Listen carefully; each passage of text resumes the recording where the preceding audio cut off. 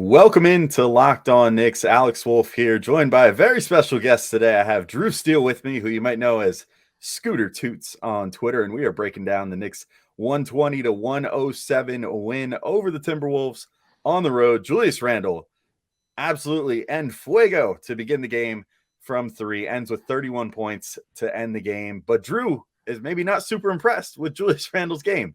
So we're going to get into that and much more next on Locked On Knicks. You are Locked On Knicks, your daily New York Knicks podcast, part of the Locked On Podcast Network, your team every day.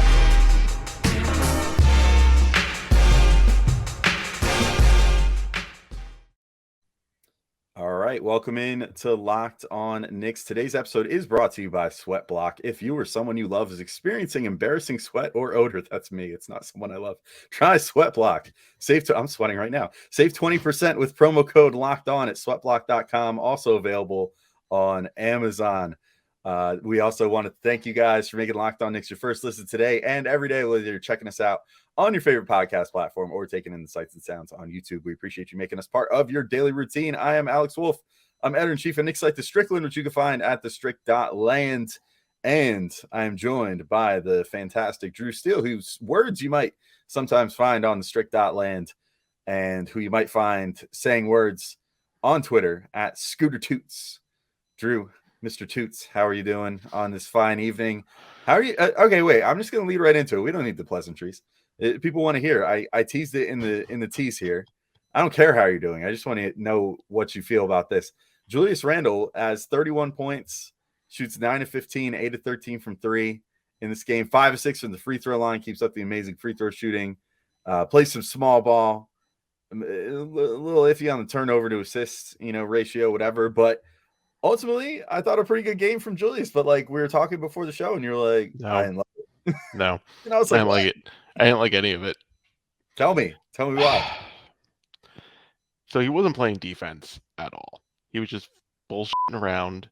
There was one point Clyde Breen was like, "Hey, look, he's dancing to a song right now," and it's like, "What are you dancing for? You're in the middle of a game. You gotta play some basketball, do your job." That type of stuff. Like, what are you so happy about? Because you're just chucking up threes and making bullshit.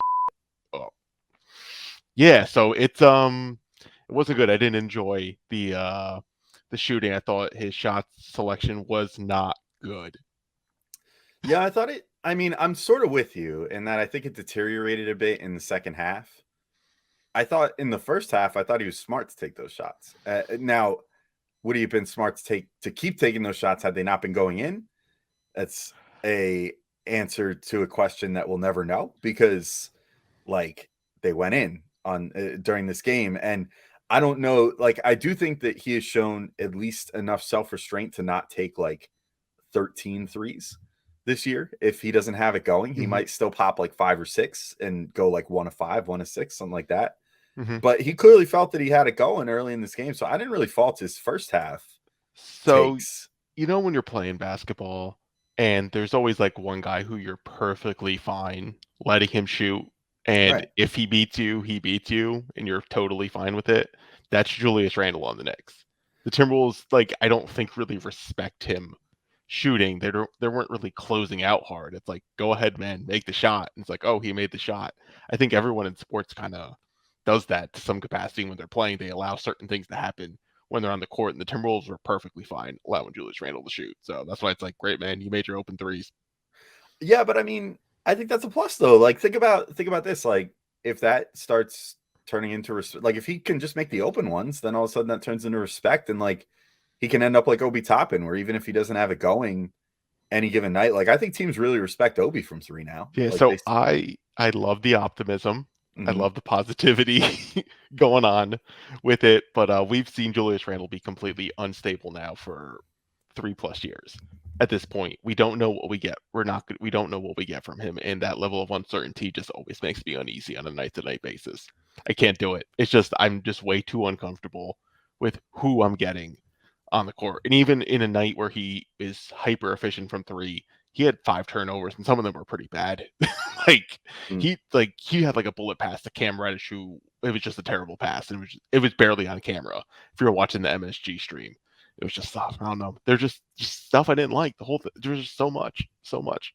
All I'm saying right now is you're currently disparaging a 33.3% 3-point shooter for the year. Look, I know. After today.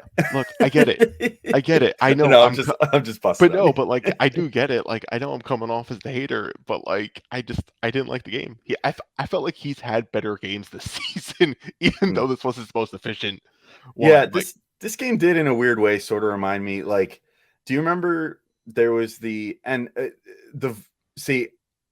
you were saying like the vibe wasn't good. Like I think the vibe was pretty good in this one. Like it did remind me a bit. I was thinking about it. There was like when they showed the stat where they were like in the first quarter, he was like 5 of 7 from 3 or whatever. Like, he was 5 or 6 or 5 or 7. He was he was completely on fire. And he was super on fire. And they showed that stat and they were like, that's the only shot he's taken so far. And I remember like I was sitting there and I was like, this reminds me so much of last year. There was that game where he passive aggressively like only took threes for an entire game. Yes, but he was missing them all. But he was missing them all and they were all terrible. Like I think that's the difference. Like that's the difference between this game and like that game for me, as far as like I think the process was good in this game, and that's all that's really important to me. Yes, like he took some of his pet crap shots in the second half, and I don't love that, but I think I can live with a few of those. And just like I live with a few of those from RJ, just like even Brunson takes some, like Brunson took a few shots in this game that made me kind of go like, why would you take that shot at this particular juncture? Like he took like as Julius and Cam Reddish early in the game were pretty hot from 3. Brunson just comes down and like hoists a pull-up heat check. And I was like, that doesn't seem like the right time for that, dude. Like there's 2 other guys on the floor that are like super on fire right now. Like maybe try to generate something for them. I don't trust those guys though. That's kind of the thing too with it. It's like, well, even for taking the shots, like I don't trust Julius taking shots. I trust Brunson taking shots. RJ, I thought, decided to start chucking to get the 20 in the second half. He took some pretty bad shots after being really, really good for most of the game, but then he's like, no, I got to get my 20. So he took some bad things, but I don't know. I didn't think the Timberwolves showed up. Well, they played terribly with low effort. Like they didn't care like at all. So it was a very hard game to judge when your opponent came up and it was like, nah, I'm good. I'm good tonight. Let me ask you, what would it take? What's your like game benchmark for Julius to start having some faith in him? Like because I look at, like I was just talking about this on the pod Gavin and I put out today, I think, prior to this game when we were recapping the Celtics game, where it was like I was talking about 20 game trends, and I was saying like Emmanuel quickly has had a string of not so great games lately, but now we're 8 now 9 games into a season, and it's like, or not, was this number 10? What number are we on? We're on 10. That was number 10. This was number 10. So like we're now 10 games into the season. I was like, once I feel like 20 games, like this is something that each of the Knicks last few coaches have said, and like they've all had mixed results as far as like how good they were as coaches. But I do think that this is smart. Like 20 games, I think is a good benchmark. But I also think if you get through 10 games and you have a certain thing, that's an eighth of the season. Like I think we're starting to get to the point where things are starting to take hold a little bit. Like I wouldn't hold this game against Julius in any way, because I don't totally blame him for kind of feeling himself in the second half the way that he did, because I feel like he thought that he had it today. And I think that he's got the green light. Like he talked about that after the game, like that Tibbs has told the whole team that this is actually pretty smart. This is like maybe one of the most analytically sound things I've ever heard that Tibbs has allegedly said. But Julius was like, Tibbs has been saying to us, like, like after that game with Boston, they made 27 threes. We took 27 threes. And like, you're going to always be in a hole if you're only taking as many threes as your opponent is making. And, so we decided like to come out gunning more this game. Like Derrick Rose was saying, like Tibbs is saying, we have the green light. So take the green light and shoot. So I actually found, in a weird way, based off hearing that out of Julius's mouth, that this was almost like sort of a lead by example performance by him in like a weird way, where he was like, hey, this is what the coach wants us to do. Let's go out there and freaking shoot. Like, go out there, shoot your brains out. Like, let's just like we'll go crazy, and if they fall, they fall. If not, we have backup plans. But like, I don't know. Sorry, I went a little roundabout there, but like in general, I think it was a good trend in the right direction in this game. Like, they're starting to recognize things and at least addressing them, it sounds like. I'm just gonna say I hope so. Right? Like I am just so very much skeptical of that type of shooting performance to resonate with not only the team, but like it's gonna have to again come about when there's an actual challenge to what they do. Like this team kind of folds when they're up against the wall. So the Timberwolves gave zero resistance. They chucked up their shots. They made them. Like great. What's going to happen when a team actually presses them? What are they going to do? And usually what you see is kind of revert back to that Boston game, especially on the defensive end, where it is no communication. On the offense, it's kind of stagnant a bit. It's just like you kind of just fall into these traps when they're not playing well. That's why that's why I'm tempering expectations, because I'm waiting to see if this actually turns into something, because the larger sample of Tibbs and coaching doesn't suggest that. Because even with like the recognition that Tibbs is getting, that Obi should get more minutes, like finally, even though it took injuries and foul trouble and all that sort of stuff, Derrick Rose was chucking 1 for 10, played terrible. Fournier was even worse. They're just taking minutes away from Quickly. There's no reason Quickly should be playing. He didn't play 20 minutes. He played 16 minutes tonight. Like, what are you doing? Like, Fournier got 12 and Derrick Rose got like 13? No, one of them. Like, that's it. Pick one and Quickly gets the rest of those minutes. Like, they need to stop doing this at this point. Like, I think that was just like a big sign for me. Quickly was good again. And I know he may not be shooting all the time really well, but like he's really good on defense. Like he's just so good on defense. He's so good at reading the tone, reading the energy of the game, and he can't get minutes over Fournier and Derrick Rose. It's becoming a terrible, terrible trend that Tibbs has such a finite role for Emmanuel Quickly. It's troubling. Well, you just kind of did my job for me. So let's talk about that more in the next segment. I have some thoughts on that whole thing. I actually thought Fournier had a somewhat decent game this game, so I'm going to push back a little bit on that in the next segment. But first, I got to do the easiest ad that I've ever done in my whole life, and that is to tell you guys about SweatBlock. And I'll just read this real quick. Relay a story about an experience you've had with embarrassing sweat or someone you know has had. And yeah, I mean, that's pretty easy. That's pretty much every day in my life. I sweat a lot. And I've tried SweatBlock, and it's like revolutionary for me. It was a legitimate life changer. Exciting. Yeah, I can't possibly sell a product better. I was out like at brunch with my wife the other day, and like it was a little hot and humid out. They didn't have their AC on because it's November and they shouldn't have to have their AC on. Mm-hmm. And I got this particularly hot plate of food, and like I found myself sweating at brunch the other day, and I'm like, bro, I'm wearing a gray shirt. This isn't cool. Like, I hate this. And that happens to be so often, especially during the summer. So that's where SweatBlock comes in. SweatBlock wipes are your little secret to confidence, just like they are mine. I forgot to put it on the other day, though, so I should have put some on. But SweatBlock wipes work for up to 7 days per use.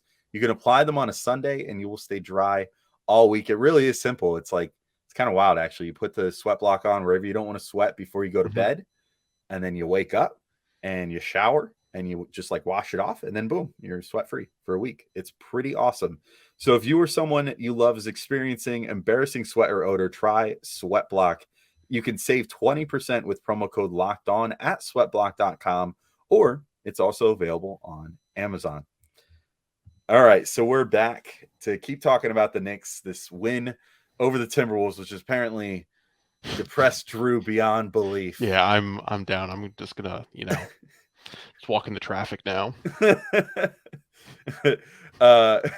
So I kind of all right. I don't want to push back on Quickly because I do think Quickly had a good game. I also definitely thought Derrick Rose needed to take a seat in this game. Yes. It was ugly, dude. Like, I mean, talk about having a green light. He was setting an example in the other direction. Yeah, it was the other direction. Like, like, buddy, stop shooting. He should have started like being like, okay, I'm not gonna shoot. I will look for someone else to shoot. Like, Yes. and then yell like, shoot, you shoot it now. Like, not me.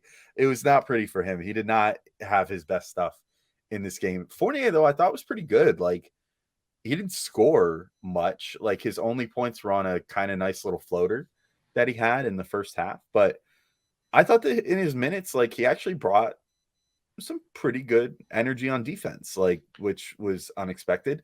He almost had a really stupid take foul that didn't get called, but then it worked out great for the take Knicks. Foul.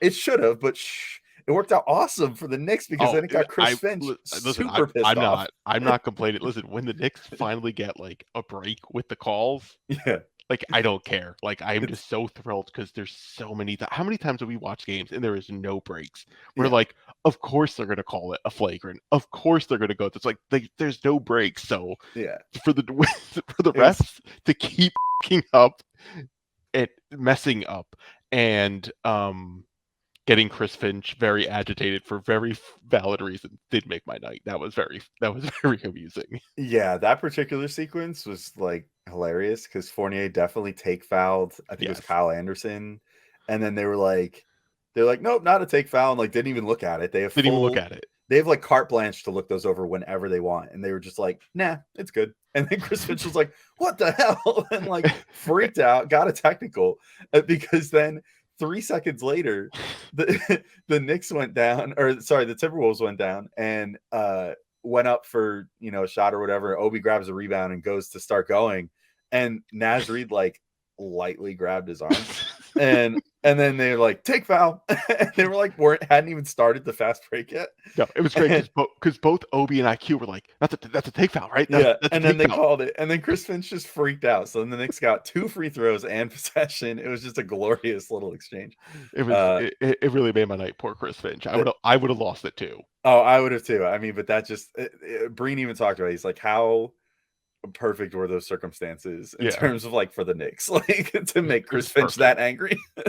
Perfect. So it was great stuff. But yeah, I mean, other than that, I kind of enjoyed Fournier's night, like relative to the rest of his nights recently. Like, I don't think that in 12 minutes he was like actively damaging in this game. And he did rightfully get a lot of praise for his ball movement from Clyde and Breen. Like, he had in particular 2 passes stand out. I mean, one was one that they just talked about being like, wow, what a great teammate he is. And I was like, I kind of agree. Like, I actually give Fournier props for not just point hunting at one point. He had a fast break. He kicks it back to Jericho Sims, who almost jumped from too far away, as if that's possible. Yes, he almost did Jericho that, Sims, which was amazing. But then just found his last like 3 inches of floating to be able to get to the rim and dunk it. That was a wild dunk. It was crazy. I mean, he like barely cleared it, but he jumped from like just inside the free throw line with 2 feet. It was great, and 2-hand dunked it. It was insane. Yeah. But then the other pass was a really nice dart that he threw to Obi in transition, who then got a nice finish. So I'll give Fournier props for that. Like, I think the big difference in this game for me, and maybe you'll push back on this, like the defense, he was at least trying.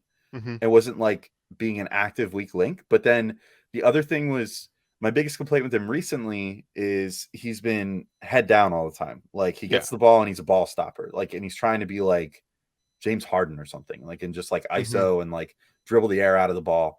And you just want him to just keep things moving. And like, he did a better job of doing that in this game. I thought he kept his head up a lot and produced some pretty quality minutes. So like, while I wish I could have seen more quickly, I wasn't super offended by the Fournier minutes. I was more offended by the Rose minutes. And I wish that Rose would have played less today and quickly could have gotten over 20 minutes. So you're probably correct on this, and totally fair assessment.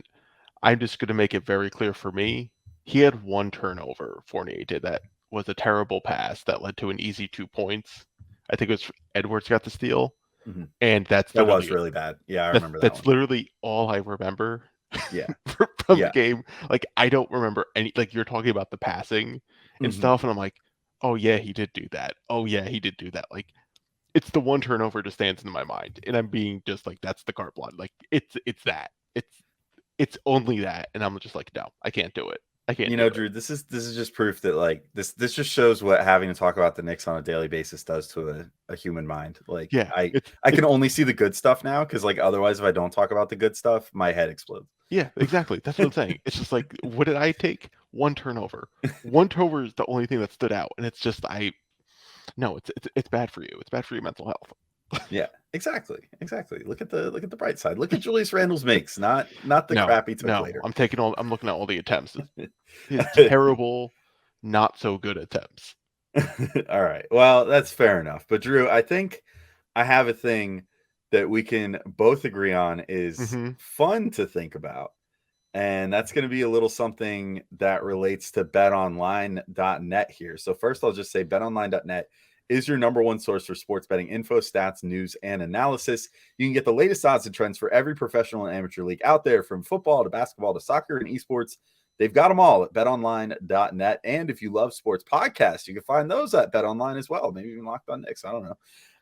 We're always the fastest and easiest way to get your betting fix.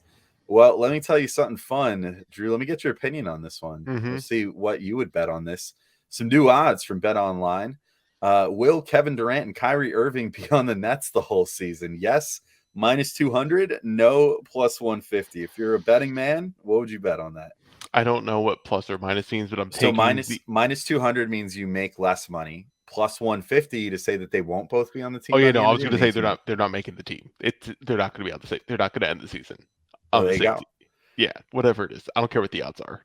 You heard it from Mr. Toots' mouth himself. I'm taking that. I'm taking, was it plus 150? Plus 150 that they will not be on the team. You could do that at BetOnline. So head to the website today or use your mobile device to learn more. BetOnline, it's where the game starts. All right, and we're back. I'm here with, I'll say it again, Mr. Toots. I just thought about this. This is like your, do you watch Moon Knight? No. Okay, well, like, are you familiar with Moon Knight at all?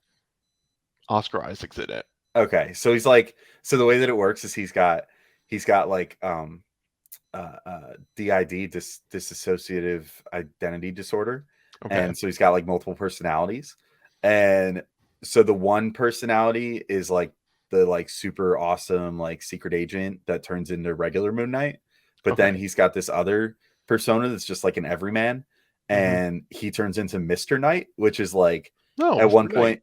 Yeah, at one point his brain was being like or his other personality in his head was being like summon the suit, because you have to like think about like I want to be Moon Knight. And so then like he's like falling to his death and then summons the suit, quote unquote, and it becomes like a like regular old, 3-button like white suit. And that's like his superhero suit. So that's like the suit. So that's Mr. Toots. That's your new. I can get behind. I can get behind that. Yes, I'm totally with it. That said, Mr. Toots, I'll just throw it to you. What do you want to talk about next? Who have we not talked about or given enough love to so far in this podcast? We haven't. Well, there's two things we haven't talked about. We haven't given enough love to Obi Toppin. Yeah, that's true. And we need to talk about how soft Isaiah Hartenstein is on defense. Okay. All right. I want to talk about soft. I want to talk about. Let's do Toppin first because I want to talk about something. I think it was interesting and a growth moment for Tibbs to play Obi Toppin and Julius Randle down the stretch of this game after for so long, like spitting in the face of anyone that dared insinuate that this pairing could ever work. I know. Then played them against a team with a quote unquote traditional big. Now, quote unquote traditional big. Yeah, exactly. Now I wonder if Tibbs looked at Cat when he got one-on-one with Jalen Brunson with like 10 left on the shot clock, and Cat just kind of like dribbled the air out of the ball for a couple seconds. Never even attempted to back him down. Beautiful possession. Tried to drive by him, and then I think had a shot clock violation because he couldn't get rid of it. That's exactly it. Maybe Tibbs watched that and said, "You know what? We could afford to go small against this guy." Tibbs coached them. He knows. Yeah, but a guy in Cat that in the past, one of Tibbs' main things he always complained about with the Obi Randle thing when he was insisting that it wouldn't work was that the rebounding would suffer, and Cat has in the past like completely ripped the Knicks a new one on the boards, like, and gotten like 16, 17, 18 boards like as early as like last season, I think. So I thought that it was a good growth moment from him to play those two together. And I thought it worked great because they were both shooting the ball well. Like for as much as we talked about Randle shooting 8 of 13 from 3, like Obi finishes 3 of 8, which is perfectly acceptable, and 4 of 10 overall from the field. But like all in all, was really just making stuff happen. Like had 4 steals, 3 assists as well. So finishes with like a very robust 15, 7, 3 assists and 4 steals for the game. I love this pairing every bit as much as I thought that I would. And it just every game that Tibbs goes to it from now on is going to feel more and more vindicating because like these two guys are clearly good enough and understand each other well enough to play together. And I thought Obi did a great job today. Yeah, I feel like it's like obviously, right? It's like it was so painfully obvious from the beginning of last season. Like you have to try it. And they were just like, now we're not going to do it for whatever the reason is. Now we're back to injuries, and you have Sims in foul trouble, and Hartenstein got backed down by Cat multiple times. Like you're getting backed down by Cat. Like get out of the game. Like you just got to like beef up to him, just man up with him, and he just didn't. Which Randle did, to his credit. Randle kind of got into his like Randle even went up to him after one and kind of like got in his ear a little bit, like nicely, and was like, "Hey, sorry, like I didn't mean to like hit you that hard or whatever." Clearly, Kentucky brothers, we're good. Like, yeah, it was just, and I don't know, just like we're kind of seeing it because you can like they didn't rebound well in not Cleveland against the Celtics, like when they were doing that, but the offense is so there that like it just works. Like whatever defensive issues or defensive trade-offs you're going to get, like you're making up for them on offense. Like take the risk because you could just be running teams out of the gym, especially if you decide to also play quickly with them instead of Cam for some stretches or something. Like, you know, like try to get like quickly in there as well, because like quickly and Toppin, they just make plays happen. So like you got to get guys in there who just make moments and play them more. You know what I'm really curious to see, actually, more so than quickly in there for Cam? I know it's kind of sacrilege because he's like the dude, but quickly in for Brunson for a little bit. Yeah, I kind of want to see quickly because like I'm pretty sold on Cam and RJ out there as your two wings and that arrangement, because I feel like the length from Cam helps make up a little bit for the lack thereof with Obi and Randle. So then at least you have like good all around length rather than like just having like a super long dude like Mitch in the middle. Yes, I get it. I get the Cam argument. I really do. But like to put quickly in there for a minute, you know, maybe then, to your point, like he definitely unlocks Toppin, and you get some games where Randle is sprinting just as much as Obi is down the floor these days. So then you unlock that ability for quickly to then hit a long, you know, bomb to Randle too. They're all going, like they all start running. Like, yeah, you're right. Like Randle has ran in transition down the court this year, which is one of the more surprising things, the positive surprising things he's done. Just like embrace running. I don't think the team embraces running enough, but I think you're right though, in terms of, like, it sounds sacrilege to say that, mainly because Tibbs is playing like Derrick Rose as the first guard off the bench and getting all those minutes, right? Like there's no reason that both Brunson and IQ should be off the floor in any time during the game. Like they should always be on the court at all times and then play them together more. Yeah, I love those two together, to be honest. I think quickly makes up for a lot of the deficiencies that Brunson has on defense and stuff. I agree. Like it's right there. Like you have the 9-man rotation right there. Like either Tibbs needs to suck it up and bench someone, or the front office needs to get rid of someone. Especially because also like Grimes is going to come back at some point too. So like you need to make decisions on a number of these people, a number of these guys. Like you got to make choices, and hard choices. Yeah, I mean December 15th is right around the corner, so that is going to unlock a lot of possibilities as far as what moves the Knicks can make, who they could trade for, that sort of thing, because that's when new free agent signings become eligible to be traded, obviously. So you might see some of that going on as we get past that. The Knicks have traditionally too made their whatever move they're going to make around early January, typically, or like early to mid January before the deadline. So something to keep an eye on for the next couple months. Cause yeah, I agree. I think they have to trim the fat here somehow, even if that's like essentially biting the bullet. And even though he was a big free agent signing for you like a year ago, saying to the Lakers, like, do you guys just want Fournier basically for free? Like, just send us matching salary somehow. Or like if you guys actually end up trading Anthony Davis, which would be wild if that happened, like, fine, we'll help facilitate that and we'll bring you back shooting, and Fournier or whatever the case may be. Like, yeah, you can send them Julius Randle, Derrick Rose, Evan Fournier. I don't know if I'm there with Julius, but yeah, I mean, maybe. At some point the Knicks need to make a choice between Toppin and Randle. They have to. If Tibbs is gonna play them like 8 minutes a game together, do you? Like, can't we just have our cake and eat it too then? Like, this is only happening right now because Mitch is injured. Yeah, I mean, that's going to be the intriguing thing to see. That's kind of the issue because Tibbs is still, like, when you look at like the minutes breakdown and the rotations, even in like this win, it's still fundamentally going to be the same thing. Like, he's not taking Hartenstein out despite like playing really soft defense tonight. Like, he's like, because he's the 5, he has to do it. Like, he only begrudgingly plays Randle and Toppin, and like it's working. He's probably not happy about it. Yeah. But like it's working, so like you kind of need, I think in that case you need to, so it's basically you cut down the sum of the 5 minutes between them, or you have to pick between Randle and Toppin. So like, again, there's so many things that kind of have to give with this team because there's too many, I don't know, I don't want to say like an inflection points, but there's too many of like these things that are just rubbing up against each other and need to be addressed. I mean, we didn't even get into like Jericho Sims was a surprising start in this game. And, exactly. And like, even with all the foul trouble that he had, he still played almost 17 minutes. Like, so yeah, Tibbs did clearly want to go that direction in this game and probably was thinking like, oh, we need a guy like that to compete with Cat. And I thought Sims did an okay job. I thought he got a little worked on some of those fouls. Like, I don't know that some of them were fouls. You know what I mean? Like, I agree. But, whatever, like they were fouls regardless. And that was the only reason that he got sat down a lot of those times. And to his credit, I thought he actually played quite well. So, I mean, I'm not.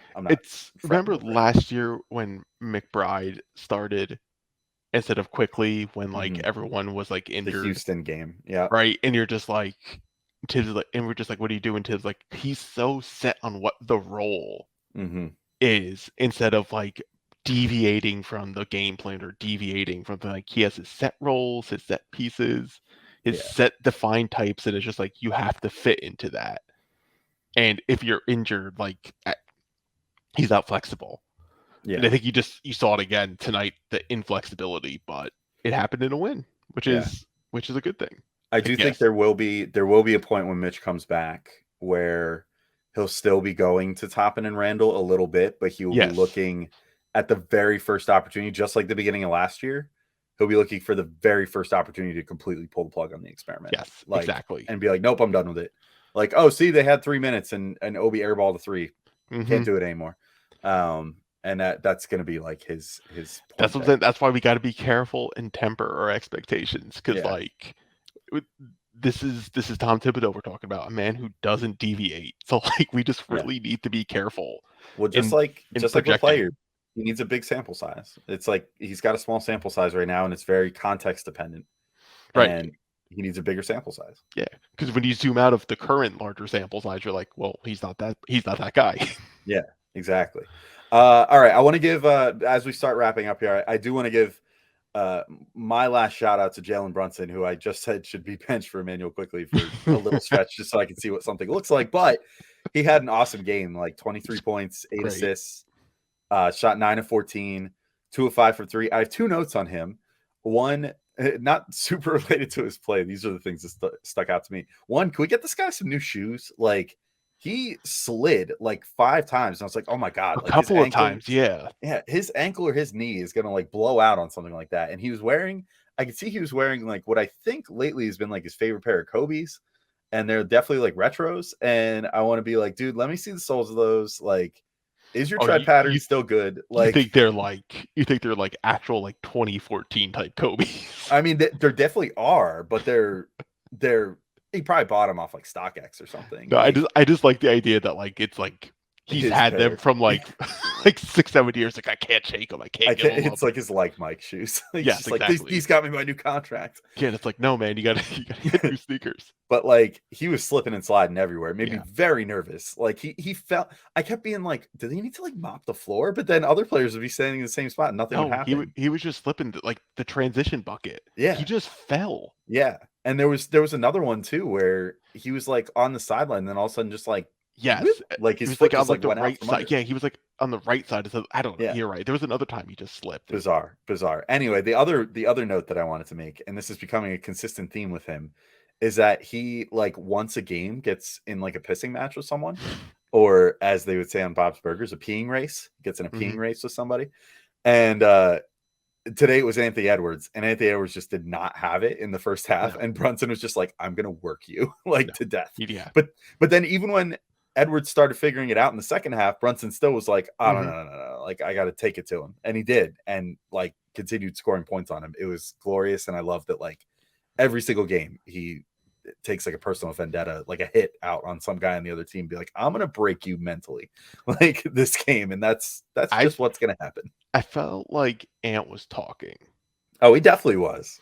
And I'm sure RJ was pretty motivated in the beginning too, because I don't think he'll ever forget the post-game comment of like, oh yeah, exactly the guy we wanted to take the shot. Right, who took the shot when RJ missed that game winner against them. Like he's clearly in Brunson, someone always sets Brunson off.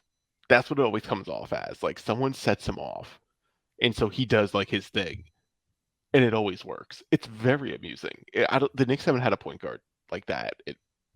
I can't even remember. Because they haven't even had too many players like that in a long time. I know. If we're being honest. Like guys that just really are just like, I just want to get mad and play basketball. Yeah. Like it's just like I'm just gonna do me and you can't stop me. I'm gonna go pick on someone today. Like I'm gonna go bully someone to death on the basketball court. Yeah, it's beautiful. It really is. Like the Knicks haven't had that guy. Yeah.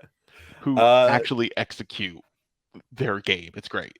Exactly. Drew, do you have any final notes before we wrap up here? I think we've reached a pretty logical endpoint of the podcast here. Yeah. Please vote. Yeah, I want to bring that up too. Definitely make sure to go vote today.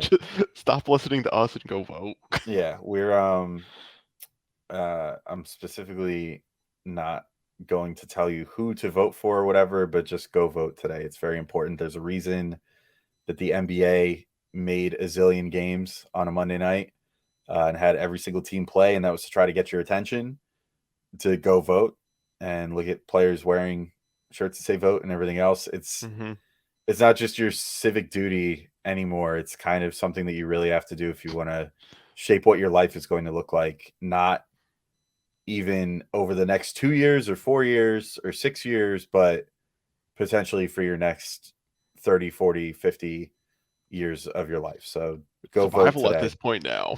It's vital. It's vital, and it's not optional anymore. And there are no guarantees anymore in the U.S. voting process. So no matter where you are, please go vote and take advantage of the opportunity that's afforded to you there. I think that's as good a note as any to end on, Drew. Unless do you want to do the quick self promo before we go? I'm going to force Alex to publish something from the Strickland archives that I worked on before I came on this podcast. And so be ready for that. Cool. All right. We're going to do that. Thank you all for listening. We'll be back. There's 2 more games this week, which probably 2 more game recaps and maybe another pod somewhere in between. Got all kinds of great stuff coming for you guys, though. So thank you all for listening to this episode of Locked On Knicks, and we'll talk to you all soon. Peace out.